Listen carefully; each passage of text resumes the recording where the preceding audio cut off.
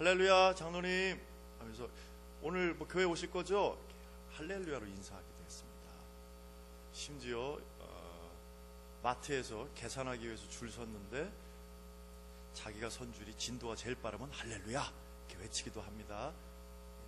어떤 분은 교회 주차장에서 실수로 어떻게 주차하다가 다른 차 앞부분을 살짝 긁었는데 본 사람이 없다고 할렐루야. 거기까지는 뭐 그렇다 하시는데 몇 달 후에 그 교회 부흥회가 열려서 부흥 강사님을 옆에 모시고 이제 운전을 하는데, 목사님 저 차 아반떼 쪽에 앞에 좀 긁힌 거 보이시죠? 제가 2달 전에 긁었는데 아직까지도 안 들키게 해주신 하나님께 할렐루야 찬양합니다. 이렇게 자연스럽게 할렐루야라는 말을 그 상황에서도 사용했다고 합니다. 여러분, 할렐루야란 무슨 말이죠? 무슨 뜻이죠?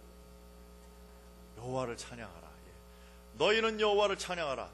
여러분은 여호와를 찬양하십시오 라고 하는 명령이요 권면입니다. 오늘의 시편 기자는 찬양하라고 하는 명령으로 오늘의 시편 111편을 시작합니다. 그런데 말만 한다고 다 사람들이 그 말대로 행하는 것이 아닙니다. 그랬다고 하면은 매일 하나님의 말씀을 듣는 저나 여러분은 다 예수님처럼 다 변했게요 지금? 그리고 우리의 자녀는 부모가 원하는 완벽한 자녀가 될게요? 말한다고 다 그 말대로 행하는 것이 아닙니다. 심지어 꾸짖는다고 해도 말을 다 듣는 것이 아닙니다. 제가 전에 섬겼던 익산의 교회에서 찬송가 내 진정 사모하는 1절부로 제가 끊었습니다. 반주자 보고, 여러분 TV 퀴즈쇼에서 500만원 1000만원 상금 당첨된 사람들 그렇게 뛰면 좋아하는데 놀라운 구원의 선물을 받은 우리가 이런 식으로 찬양해야 되겠습니까? 다시 한번 1절부터 찬양합시다 했더니 어땠을까요? 분위기가 맞아 이런 식으로 하면 안 되지, 다시 한번 전심으로 이랬을까요? 분위기만 어색해지고 더 무거워지죠. 꾸짖는다고 해서 말을 다 듣는 것이 아닙니다. 내가 먼저, 교회 지도자가 먼저 모범을 보여야 됩니다. 다른 사람이 전심으로 찬양하기를 원한다면 내가 먼저, 우리 찬양대원 먼저, 교역자들 먼저 전심으로 찬양하는 모습을 보여야 됩니다. 내 자녀가 정말 하나님을 잘 믿기를 원한다면 부모가 하나님을 정말 제대로 믿는 모범을 보여야 됩니다. 오늘의 시편의 기자는 찬양하라고 명령할 뿐만 아니라 내가 찬양의 모범을 보이겠노라 이렇게 결심을 합니다. 우리 111편 1절 말씀을 다시 다 함께 읽겠습니다. 111편 1절 말씀입니다. 할렐루야, 내가 정직한 자들의 모임과 회중 가운데에서 전심으로 여호와께 감사하리로다. 아멘.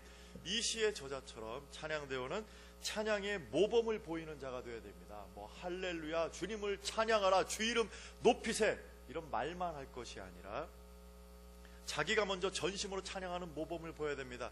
찬송가를 부를 때에도, 때로는 내가 부르기 싫어하는 찬송가에 없는 노래를 찬양팀이 인도할 때에도, 성가 합창곡을 부를 때에도 전심으로 찬양하는 모범을 보여야 됩니다. 찬양하는 모습만 봐도 은혜를 받는다는 이야기를 우리 교인들로부터 들을 수 있어야 됩니다. 찬양대원은 자기 얼굴에 책임을 질 수 있어야 됩니다. 이 말은 뭐 젊은 사람만, 예쁜 사람만, 잘생긴 사람만 뭐 찬양대원 할 수 있나? 찬양대원 하려면 맨날 화장도 예쁘게 해야 되고 머리도 뭐 멋있게 해야 되나? 그 말이 아니라 성령으로 충만한 자의 얼굴로서 찬양을 해야 된다는 말입니다. 저 집사님 금년 들어서 조금 신앙이 식은 것 같아? 이렇게 객관적으로 얘기할 수는 없지만은 성령으로 충만한 사람이 아무런 표정도 없이 감정도 없이 찬양하지는 않을 겁니다. 누구보다도 본인이 잘할 겁니다. 내가 찬양하는데 지금 감사와 기쁨이 있는가 점검해 보셔야 됩니다. 여러분도 마찬가지입니다. 그것이 없다 그러면은 참된 찬양이 아닐 것입니다. 우리가 주일에 성령으로 충만하여 찬양하려면 평일에도 하나님을 만나고 하나님과 교제하고 하나님과 기도하고 하나님을 찬양하는 그런 삶을 살아야 됩니다. 평일에는 하나님을 전혀 의식하지 않고 하나님과 깊이 있는 만남의 시간을 갖지 않다가 주일만 되면은, 나는 이 자리에만 돌아오면은, 이 자리에만 앉으면은 난 성령으로 충만해서 정말 감동의 눈물을 흘리면서 찬양을 할 수 있다? 그럴 수 없습니다. 그렇다고 하면 그것은 자기 위선이거나 정신 이상입니다. 하나님의 임재는 진공 상태에서 갑자기 일어나는 것이 아닙니다.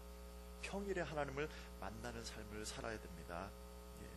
매일 매순간 하나님과 친밀한 교제의 삶을 살아서 언제 어디서나 따로 워밍업 시간이 필요 없이 하나님의 임재에 쑥쑥 언제 어디서나 빠져들 수 있는 사람이 되어야 됩니다. 여기 1절에서 감사하다라고 번역된 야다라는 히브리어는 감사하다, 찬양하다, 고백하다라는 뜻을 가지고 있습니다.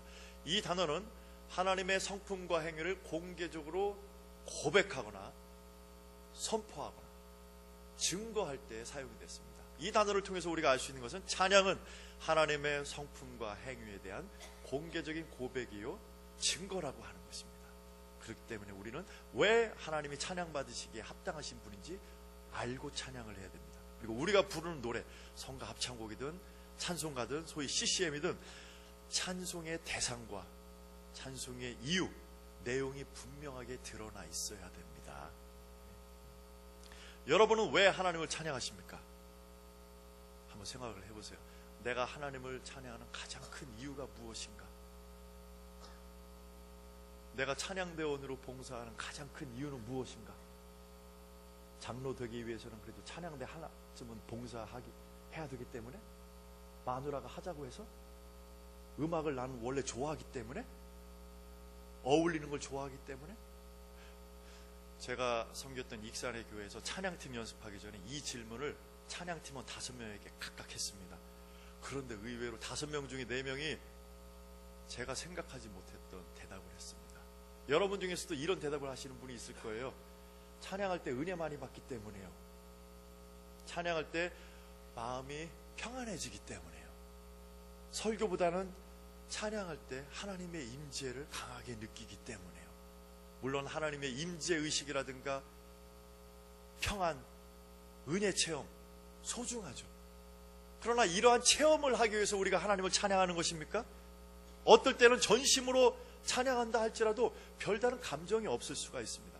그럼에도 불구하고 찬양을 해야 되고 전심으로 하나님의 임재 의식 속에서 찬양했다고 하면 느껴지지 않더라도 그때도 하나님은 임재하는 것입니다. 우리가 하나님을 찬양하는 이유는 이런 경험을 맛보기 위해서가 아니라 하나님의 성품과 행위 때문이어야 됩니다. 하나님이 거룩하시기 때문에 하나님의 사랑은 그 대속의 은혜는 아무리 내가 이해하려고 해도 성경 말씀을 읽어도 다 이해할 수 없고 측량할 수 없을 정도로 크기 때문에 하나님은 신실하시기 때문에 하나님은 전능하시기 때문에 우리는 하나님을 찬양합니다. 하나님은 우리의 창조주이시기 때문에 우리의 구원자요, 통치자요, 목자요, 인도자요, 치료자요, 아버지요, 심판주이시기 때문에 우리는 하나님을 찬양을 하는 것입니다. 우리가 하나님을 찬양하는 이유는 바로 하나님의 성품과 행위 때문입니다. 찬양은 하나님에 대한 공개적인 고백이요 증거입니다. 그래서 하나님의 은혜와 사랑을 깨닫고 감사와 감격을 가지고 확신 있게 전심으로 찬양을 해야 됩니다. 여러분의 찬양하는 모습은 어떠신가요? 회중 여러분은 어떠신가요? 우리 찬양대원 여러분은 어떠신가요? 그냥 가사가 그렇게 되어 있기 때문에 그냥 그렇게 부르시나요? 아니면 나의 고백으로 전심으로 부르시나요? 오늘의 시편의 저자는 어떻게 감사하고 찬양하겠노라고 결심을 하죠? 1절에 보시면은 전심으로라는 말이 나옵니다. 성경에 전심으로라는 말 다음에는 전심으로 찾다, 전심으로 구하다, 전심으로 순종하다, 전심으로 사랑하다 이런 말들이 나옵니다. 우리말로 얘기하면은 온 마음 다해 나뉘지 않은 100%의 마음을 가지고 나는 감사하고 찬양하겠노라 오늘의 시편의 기자는 말을 합니다. 그런데 우리가 기도할 때나 찬양할 때나 지금 이 시간에도 딴 마음이 든 분이 있을 겁니다. 저도 고백합니다. 제가 섬기는 교회가 남양주에 있는 동부광성교회, 오늘 9시 반 예배에 설교 시간에 딴 마음이 든 적이 있었습니다. 오늘 이 예배를 생각하기도 했고요. 예배 끝나고 연습할 꼭 생각하게 됐고요. 조금만 방심하면 몸은 이 자리에 있는데 시선은 앞에 설교자를 보고 있는 것 같은데 우리의 마음은 자유롭게 시공간을 초월해서 여행하는 거 다 경험하셨죠? 어떤 분은 이미 지금 마음이 마트에 가 계신 분이 있습니다. 예, 주방에 가 계신 분, 소파 앞에 가 계신 분이 있습니다. 어떤 분은 아직까지도 오늘 오전 일을 생각하는 분이 있고요, 오늘 저녁 일 생각하는 분이 있고, 다음 주일 일을 생각하는 분, 내일 일을 생각하는 분이 있습니다. 우리는 우리의 주일을 산만하게 하는 모든 것들, 우리의 걱정거리들을 다 하나님께 내어 맡기고 우리의 예배의 대상이신 하나님께 집중함으로써 우리는 우리의 마음을 지킬 수가 있습니다. 힘을 써야 됩니다. 마음이 없이 예배 행위만을 할 때 그 예배는 하나님께서 보시기에는 헛된 예배입니다. 예수님께서 마음이 떠난 유대인들의 예배를 다음과 같이 책망하십니다. 이 백성이 입술로는 나를 공경하되 마음은 내게서 멀도다. 사람의 계명으로 교훈을 삼아 가르치니 나를 헛되이 경배하는도다. 헛되이 예배하는도다. 헛되이 찬양하는도다.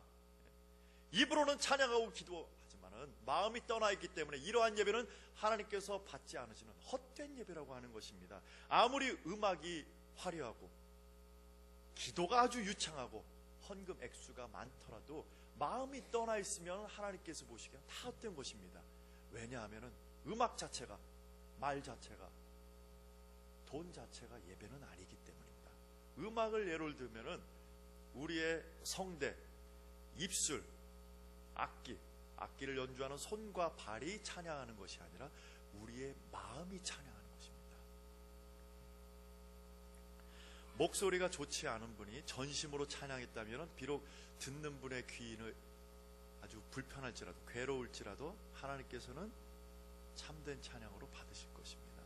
반면에 아무리 음악을 전공하고 콩쿨에 입상한 사람이라 할지라도 마음이 떠난 채 하나님을 찬양한다면 비록 듣는 사람은 은혜 많이 받았어요, 감동받았어요, 눈물 났어요, 이런 얘기를 할지라도 하나님께서 보시기에는 훌륭한 연주일지는 모르겠지만 참된 찬양은 아닙니다.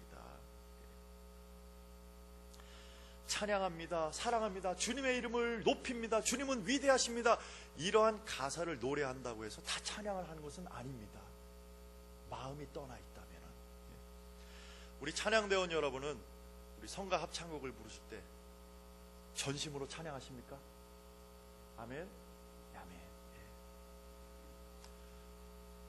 저도 5년 반 만에 금년 1월부터 다시 지휘를 하기 시작했습니다. 저도 한 6개 교회에서 한 15년 정도 지휘를 한 것 같습니다. 근데 때로는 찬양 연습 부족으로 인해서 악보 따라가기에 급급한 적이 혹시 있지는 않습니까? 저도 오늘 불렀던 노래도 그러네요. 하나님 앞에 나아가기가 좀 죄송했습니다. 하나님, 오늘 찬송의 제물이 설익었습니다. 제대로 준비하지 못했습니다. 어쩌겠습니까? 예배 시작 5분 전, 10분 전에 파티 연습해도 안 되는 걸 어쩌겠습니까? 이런 죄송스러운 마음으로 예배당에 입장한 적이 있습니다. 또 지휘자나 대원이나 모두 음악을 만드는 데에만 열중해서 정작 찬양의 단계까지 나아가지 못한 적은 혹시 있지 않습니까? 성가 합창곡을 부르면서 전심으로 찬양한 적이 얼마나 있으십니까? 충분한 음악 연습과 깊이 있는 가사 묵상을 통해서 그 가사를 자기의 신앙 고백으로 삼아 전심으로 찬양하기를 하나님께서는 원하십니다. 우리 회중 여러분은 어떤 자세로 우리 찬양대에 음악을 들으시나요? 어떤 분은 베이스 왜 이렇게 일찍 나와? 지휘자 안 보나? 엘토가 음이 너무 약하네. 테너가 튄다. 소프라노 플랫. 음악 평론가의 자세로 들으시는 분들이 있습니다. 어떤 분은 기회는 있더라. 오늘 5분, 6분짜리 긴 거 해라. 막 꺼내서 스마트폰 보시는 분이 있습니다. 어떤 분은 주보 교정 보시는 분이 있습니다. 이거 목사님한테 얘기해야지. 틀렸네 이거. 사무원 또 혼나겠네. 주보 교정 보시는 분이 있어요. 어떤 분은 우리 구역 식구 누가 왔나 확인하시는 분이 있습니다. 회중 여러분은 전심으로 들으심으로써 함께 봉헌하는 것입니다.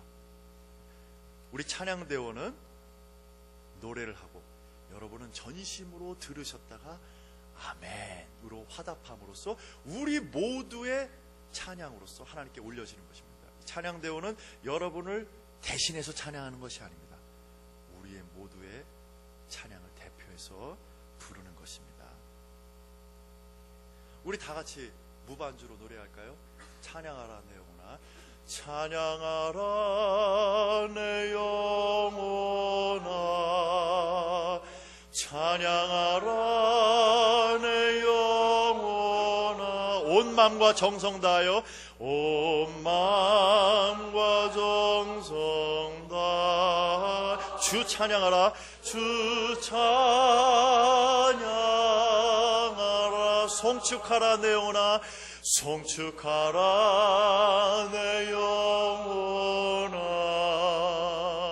송축하라 내 영혼아. 온 마음과 정성 다하여, 온 마음과 정성 다하여 주 송축하라,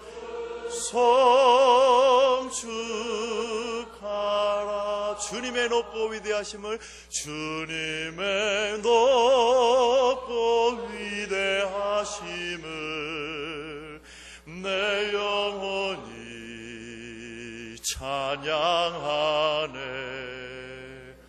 주님의 높고 위대하심을 내 영혼이 찬양하네.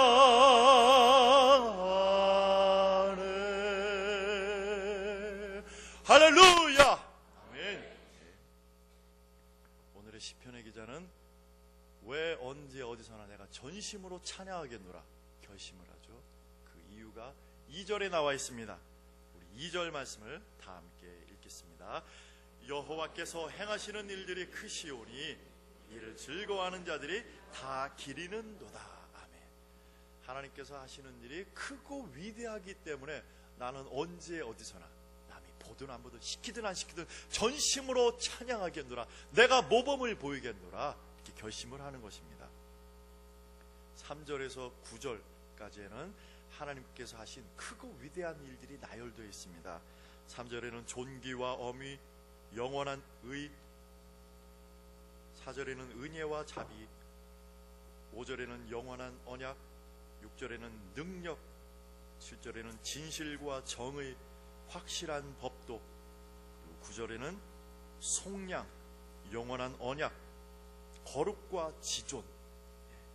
이스라엘 백성들은 시편 기자의 이 찬송을 들으면서 맞아 우리 민족의 역사 가운데 하나님께서 이렇게 크고 위대한 일들을 행하셨지 하면서 이 찬양에 동참할 수 있었던 것입니다. 그러면 오늘날 우리는 어떻게 하면 하나님께서 하시는 일이 크고 위대함을 깨달아 알 수 있을까요? 알 수 있는 조건 한 가지만 살펴보겠습니다. 2절 맨 마지막에 있는 대로 기리는 것입니다. 여기서 기린다라고 번역된 다라쉬라고 하는 히브리어 동사는 자주 드나들다, 찾다, 구하다, 요구하다, 문의하다 라는 뜻을 가지고 있습니다. 우리말로 된 많은 성경이 본문에서 이 단어를 연구하다라고 번역을 했습니다. 그리고 대부분의 영어 성경은 스터디라고 번역을 했습니다. 여호와의 행사를 즐거워하는 자들이 다 연구한다라고 했는데, 묵상이 깊이 생각하는 거라면은 연구는 부지런히 찾고 구하고 조사하는 것입니다. 하나님의 행사는 연구해야지 알 수 있습니다. 물론 유한한 우리가 아무리 열심히 연구한다 할지라도 하나님의 크신 행위를 다 이해할 수는 없습니다. 그러나 하나님께서는 우리에게 허락하여 주신 여러 가지 계시 수단을 통해서 우리가 알 수 있는 분입니다. 찾으면 찾으리라 하나님은 말씀하십니다. 그리고 하나님은 우리가 힘써 당신을 알기를 원하십니다. 호세아 6장 6절에서 말씀하십니다. 나는 번제보다 무엇을 더 원한다고요? 나는 번제보다, 나중에 호세아 6장 6절을 꼭 찾아보세요. 나는 번제보다 하나님을 아는 것을 원하노라.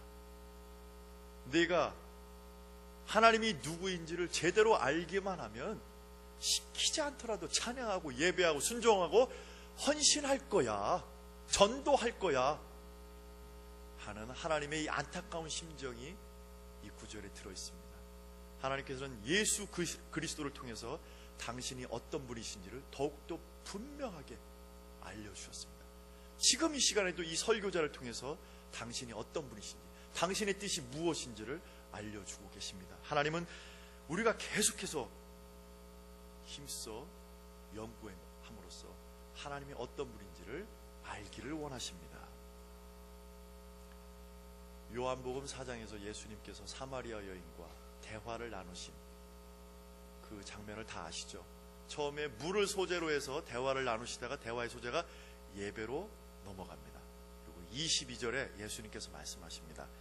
너희는 알지 못하는 것을 예배하고 우리는 아는 것을 예배하노니 이는 구원이 유대인에게서 남이니라. 예수님은 사마리아인들을 향해서 너희들에게는 믿음이 부족하다, 열심이 부족하다 말씀하지 않으시고 지식이 부족하다 말씀하십니다. 왜냐하면 이 당시 사마리아인들은 창세기, 출애굽기, 레위기, 민수기, 신명기, 소위 모세 오경 외에 다른 성경은 하나님의 말씀으로 받아들이지 않았기 때문에 하나님은 이들이 예배하는 대상인 하나님에 대한 지식이 부족할 수밖에 없었습니다. 그럼에도 불구하고 열심히 예배하면, 여러 번 예배하면, 선행을 쌓으면 구원받을 수 있다고 생각을 했습니다. 그러나 아무리 열심히 여러 번 예배하고 선행을 쌓는다고 할지라도 하나님이 누구이신지를 제대로 모른다면 참된 예배를 드릴 수가 없습니다. 하나님이 누구이신지를 알고 참으로 구원받은 자만이 참된 예배를 드릴 수가 있는 것입니다. 아무리 음악이 화려하고 연주가 뛰어나고 듣는 사람이 감동의 눈물을 흘린다 할지라도 하나님이 누구이신지에 대한 바른 이해의 기초를 두지 않고 누군가 찬양을 했다면 하나님께서 보시기에는 참된 찬양이 아닙니다. 내가 생각하는 하나님, 내가 바라는 하나님이 아니라 하나님 그대로의 하나님을 제대로 알고 찬양을 해야 됩니다. 우리는 아는 만큼 찬양할 수 있습니다. 하나님을 틀리게 알면 틀리게 찬양할 수밖에 없습니다. 하나님을 어설프게 알면 어설프게 찬양할 수밖에 없습니다. 하나님을 제대로 알 때 하나님을 제대로 찬양할 수 있습니다. 우리가 하나님을 아는 지식이 깊어지면 깊어질수록 우리의 찬양과 예배도 깊어질 것입니다. 그러면 우리는 어떻게 하나님의 크고 위대하심을 알 수 있을까요? 하나님을 알 수 있는 가장 중요한 수단은 바로 이 성경입니다. 성경보다 하나님을 자세하고 정확하게 알려주는 수단이 없습니다. 성경을 통해 우리는 하나님이 정말로 자비로우신 분이시구나, 신실하신 분이시구나, 전능하신 분이시구나, 한 번 약속하시면 끝까지 지키시는 분이시구나 하는 것을 알 수가 있습니다. 그리고 예수 그리스도가 온 인류의 구세주시요 영원 무궁토록 창조주 하나님과 더불어 찬양받기에 합당하신 분이라는 것을 우리가 알 수 있습니다. 여기에 있는 우리 모두, 특히 우리 찬양대원들은 성경을 탐구해서 하나님의 크신 행위를 깨달아야 됩니다. 그럼 어떻게 해야 될까요? 성경을 읽어야죠. 우리 찬양대원 여러분, 1년에 한 번이라도 성경을 통독하시나요? 찬양대원 여러분은 교역자 못지않게 하나님을 잘 알아야 됩니다. 그래야지 하나님을 찬양할 수 있죠. 하나님의 은혜, 하나님의 대속, 십자가, 이런 말만 들어도 워밍업이 필요 없이, 누가 오랫동안 설교하지 않더라도 바로바로 깊이 있게 그 은혜를 깨닫고 찬양할 수 있어야 됩니다. 아직 2월밖에 되지 않았습니다. 아직 성경 통독 시작하지 않은 분은 지금부터라도 1년에 한 번쯤은 내가 성경을 통독하겠다 결심하시기 바랍니다. 하나님은 골로새서 3장 16절에서 바울 사도를 통해서 말씀하십니다.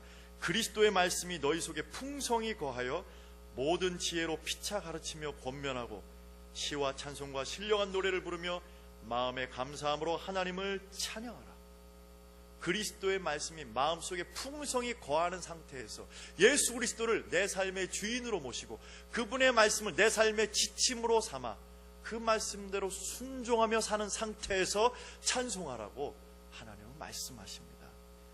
이렇게 말씀을 연구하고 말씀대로 사는 사람은 우리 10절에 나와 있는 것처럼 하나님을 아는 지식을 갖게 됩니다. 우리 다른 번역으로는 슬기, 깨달음, 영어로는 understanding, 하나님이 어떠신 분이신지를 깨닫게 됩니다. 말씀대로 순종하면서 살게 되면, 그렇게 되면 이런 깨달음, 지식을 갖게 되면 감정이나 상황에 관계없이 누가 보든 안 보든 시키지 않더라도 영원히 하나님을 찬양할 것입니다. 찬양은 노래가 아닙니다. 찬양은 음악이 아닙니다. 찬양은 하나님의 크고 위대하고 아름다우심을 높이는 것입니다. 그렇기 때문에 우리는 성경을 통해서 하나님이 얼마나 아름다운 분인지, 얼마나 크고 위대하신 분이신지를 깨달아서 찬양을 해야 됩니다. 이제 말씀을 맺겠습니다. 유명한 설교자인 에이든 토저 목사님은 말했습니다.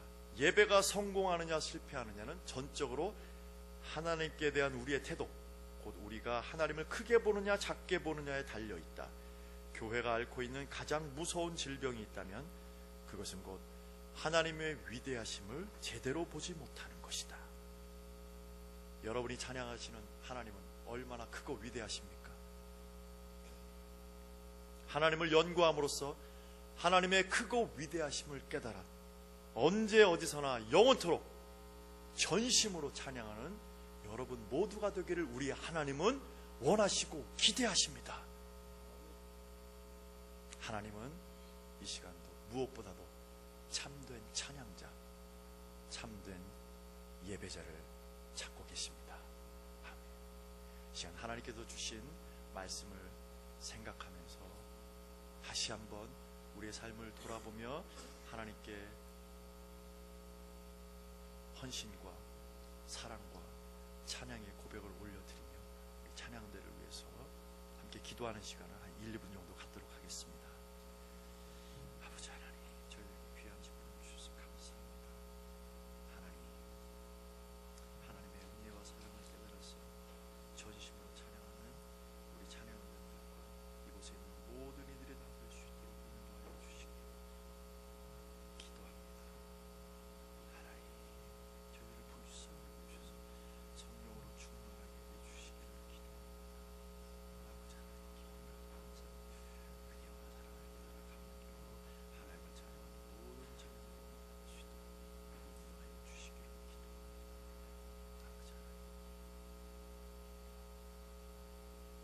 영원토록 찬양받기에 합당하신 하나님, 저희들을 만드시고 구원하여 주시고 불러주셔서 하나님의 귀한 이름을 찬양할 수 있는 특권을 주심을 감사합니다.